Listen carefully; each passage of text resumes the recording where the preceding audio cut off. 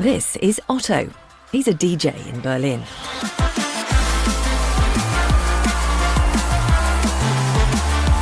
Opening his ING app in between gigs is all he'll ever need to do his banking.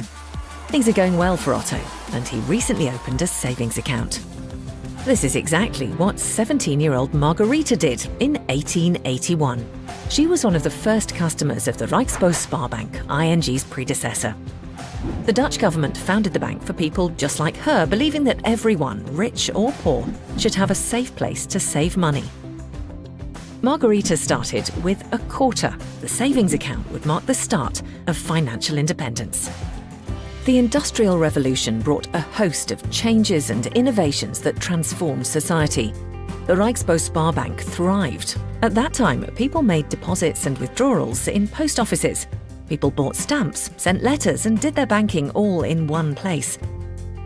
Margarita did her administration by hand and kept her balance in a personal savings book. The trust in banks grew. More and more money found its way from piggy banks into savings accounts.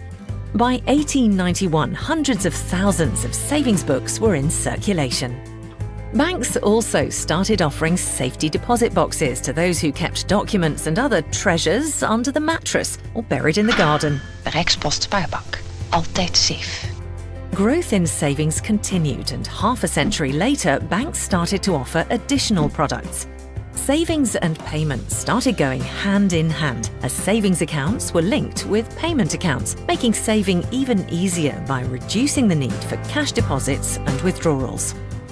By 1961, the Rijksbosspar-bank offered its first investment account for customers with an appetite for risk. Even children were swapping piggy banks for bank accounts. In the 1980s, ING's Dutch predecessor introduced new accounts like Junior Blue and the Penny Account for children.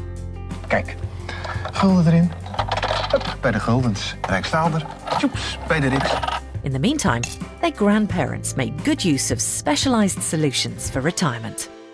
As Rijksbosspar-bank merged with the Dutch Postcheck en Girodienst payment service, it became Postbank in 1986.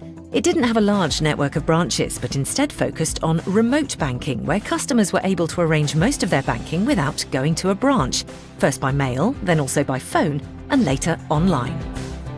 Banking without having to go to a bank was a successful concept, which ING took on board quickly.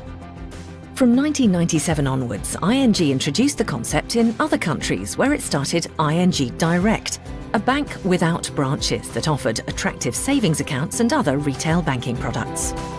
Now, Otto from Germany is only one of the millions of savers around the world trusting their money with us, just as Margarita did over a century ago. ING, empowering savers since 1881.